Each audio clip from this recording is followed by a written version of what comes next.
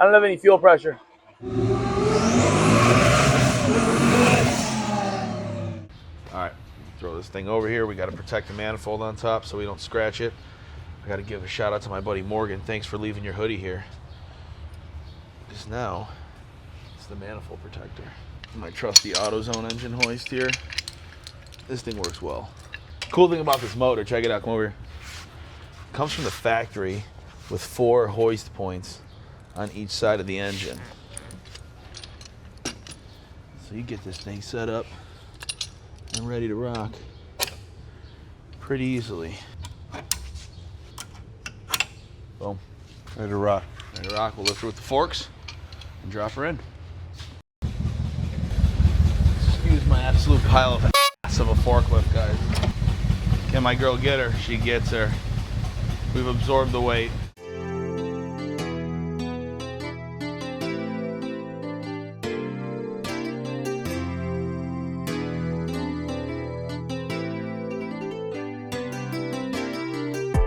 That's fine.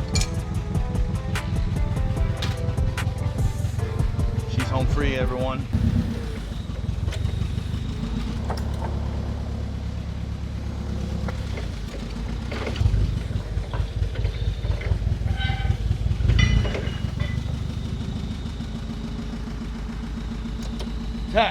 Actually, do that side, because if I undo this one, this whole thing will fly over that way from the cable tension. Ask me how I know. How do you know? Well, I can show you. See that right there? That's what that's from. Nice manifold mark, scratch from manifold. a whipping cable.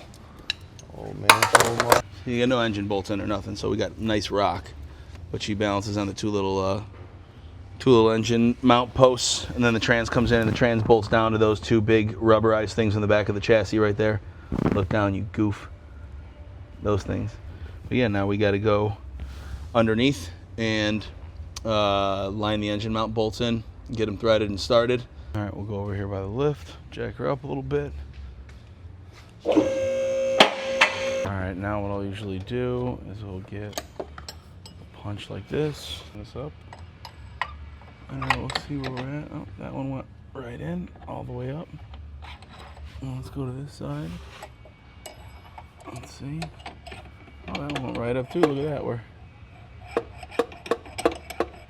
hitting the manifold. Wow. That was pretty spot on. This is always such a dance for me to get these 2 things in. I thought I was slick at first. I was like, whoa, they're lined up. Oh, what are the odds that this one just goes in and starts, huh? The odds are not in my favor. You bastard. Whoa, there's a spider up in there. It scared the shit out of me. There's no way that dude was on there any longer than just like today. And look at homie, you see him right there? There he is. Bruh, get off of my engine. All right, so next order of business I like to take care of is all the water lines up here. Let's get this one on. Oh, shit. She got me. Now I don't want to sit right under it and get my pants all wet. I got busted 360. There we go. Bust a move. This does not have a clamp on it right now. And then I would have struggled to put that on, and I would have been mad. Let's go locate this clamp.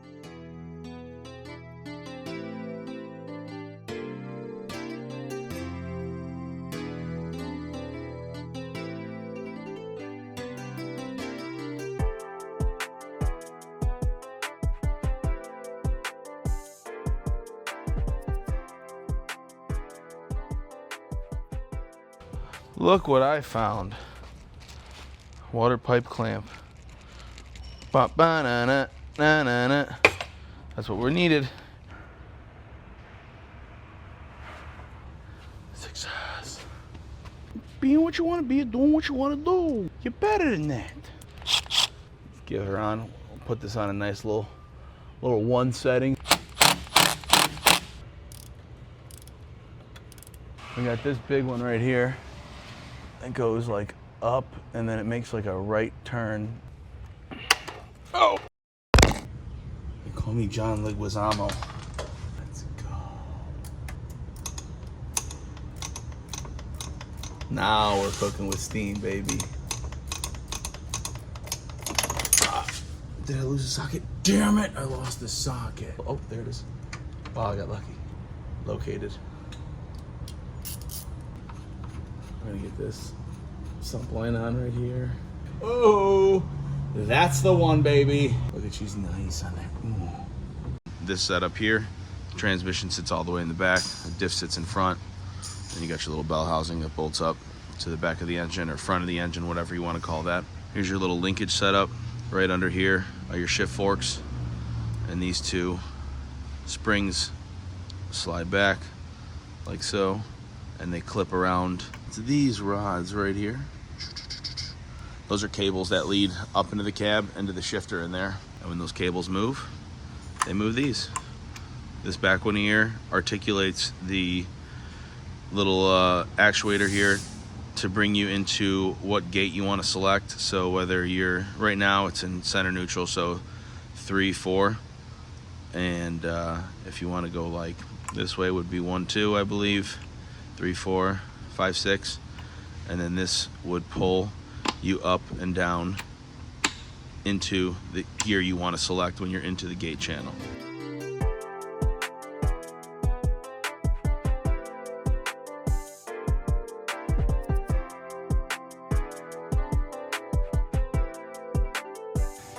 All right, now that she's back in there, next step, we'll get the trans bolts in all around. Then we'll take that little power steering pump down there. We'll get the power steering pump on there. Then we'll take this whole bushel of cables and we'll swing it over, deck it over the trans, hook everything up, and then we'll start putting the cage around the engine in. This thing here. That'll sit around the engine, and then we can pull the harnesses out, route the harnesses, route the fuel lines, and hopefully get most of this buttoned up today.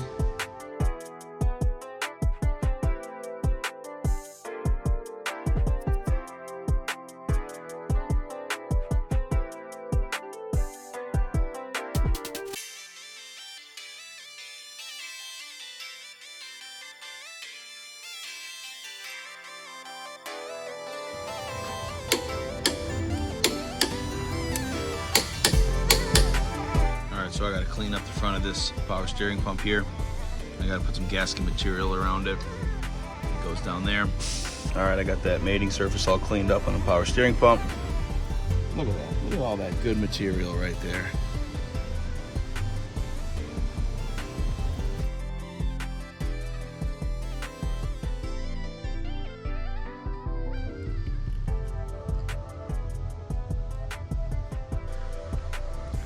So you got these springs that I showed you earlier that collapse and open up, these 3 little jaws. And in these 3 little jaws, they're all thread grooved to accept this thread here. And you can turn this and adjust how tight and loose it is on this, or not tight and loose, but how much it sits on the threaded rod. And this will determine where your gate shifter sits. You want it to just sit dead center of the left and right motion and dead center of the front and back motion when the car's in neutral. Here is usually how I set it, and then the rest seems to follow suit.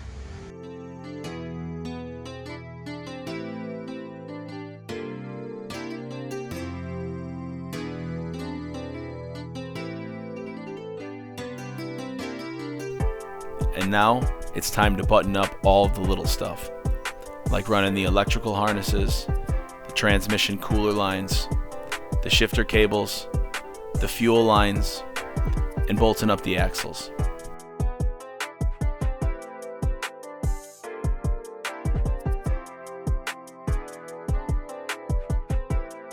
Then I added in the 2 back legs of the engine brace, followed by a couple vacuum lines to go underneath the manifold, and then the front of the engine brace. And after this, it's time for the exhaust. Got the sump tank in there, the engine cradle set up in there, or cage, whatever you want to call it. Today I'm going to get the coolant tank in there. I'm going to get my catch cans in there. I got like dual catch cans. I run one for each head, and I split the sump amongst both of them. Probably isn't necessary, but it looks pretty cool, so I run it anyway. And I'll get the turbo on there, get the exhaust stuff on there, and hopefully get it ready to fire up. Just like zip tie these up, but I had these put on by a local shop, Olsen Motorsports. They built the JRZs for me for the car, and they made these cool little brackets because they care. Nice. Which company makes that? PTP. There's a bunch of companies that make them now, but I bought this one a while back. So let's see, we got both our springs here. Slip this around like that.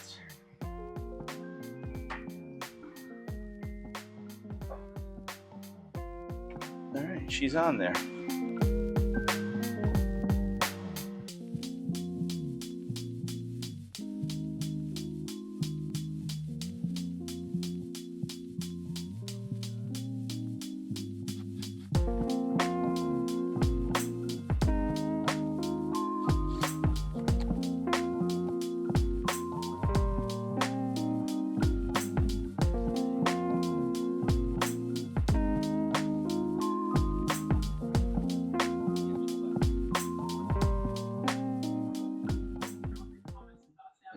On the tranny. Yeah, so that's right above the throwout bearing. You're gonna reach your arm down here into this cubby on this side, and then you'll get your hand on that.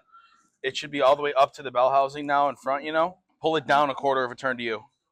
All right, you want to close it off. Not super tight, but just close it off. All right, go ahead, crack it open. Okay. Yep, it's flowing. Close it. Okay, closed. Crack it open. Yep. Open. Close it. Close. Open it. Open. Close it. Closed. How's it look? Good. I mean, it's rock solid up here. Okay. So we're good. So Lamborghini's got a split radiator in the front. One here, one on the other side. So when I pour coolant in it, I just crack the bleeder in the top corner of each one of them here. And I'll just keep filling it up till I start seeing it coming. Like this looks like it's got a little bit of something on it. It might just be because I played with this a little bit. But it'll start running out of here. I'll tighten those down on each side and top it off. And usually that's pretty good. How much you guys think that's cost? Put a comment down below how much you think that cost. Sketchy. Lift that tail light up. Lift the tail light up. The tail light, lift it up. Thank you. Just gonna dance around in this tail light the whole time. There we go. We're in. She's in there. Like swimwear, baby. What a nightmare.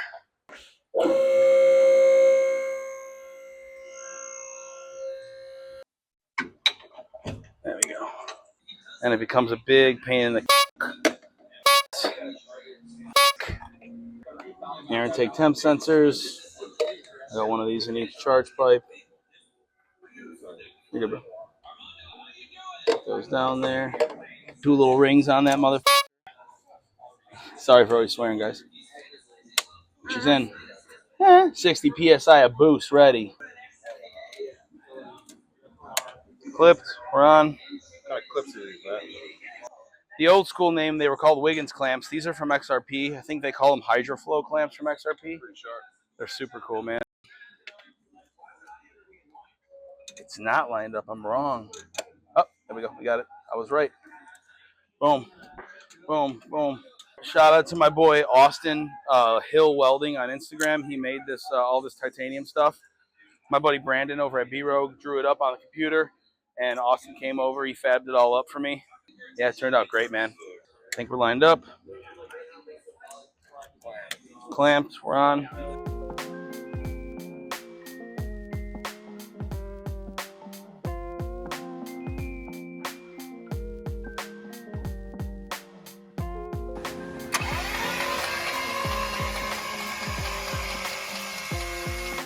All right, so I just pulled all the plugs and I ran the motor over to get oil pressure in there before we started up. Everything was good. It built up oil pressure. Now I threw the plugs back in, and I'm going to probably turn it over again just to see how the oil pressure increases with the plugs in. And then we'll put the coil packs back in, put the fuel relays back in, and we'll give her a shot, try to fire it up.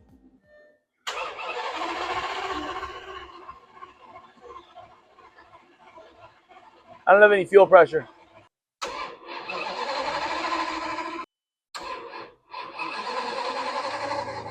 For some reason, the car wasn't starting. I thought maybe it had something to do with the battery voltage, so I grabbed a charger and hooked it up, and we decided to give it another try. We'll see what happens.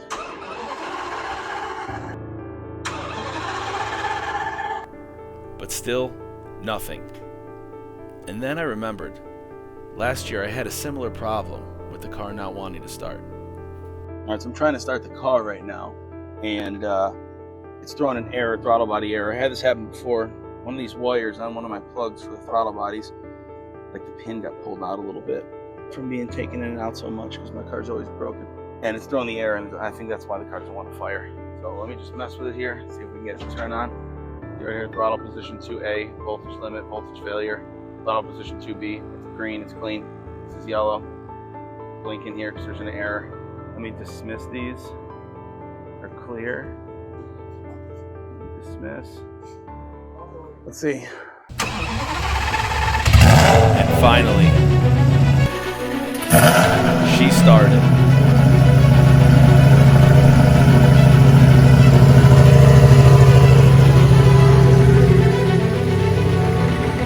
And she sounded great too. It had good oil pressure, good fuel pressure. I couldn't believe it. It was actually running. It sounded a little ugly because it's throwing a code for throttle body. So I gotta recalibrate the throttle body, so it's kind of chasing idle right now.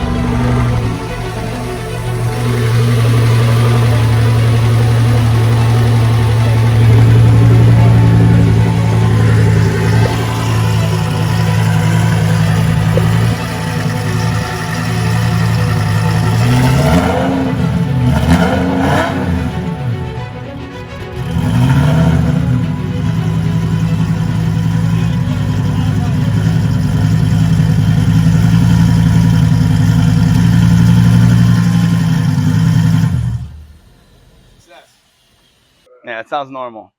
Sounds good. Yeah, I'm stoked. Right.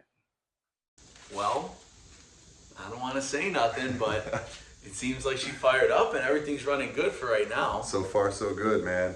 We had some challenges along the way, but next episode we got some cool things in store for you guys. Yeah, we're gonna heat cycle the engine. We'll cut an oil filter open, see what it looks like inside, and then we're gonna get it on the dyno. We'll break in the motor, and then we'll maybe try to turn it up, see what kind of power it makes. Turn it up, baby. Turn it up. Hey, if you guys made it this far, we really appreciate the support. We'd love for you guys to hit the subscribe button and like this video for us. Please. And then turn on the notification bell so you get updates when we post this video, man. Peace.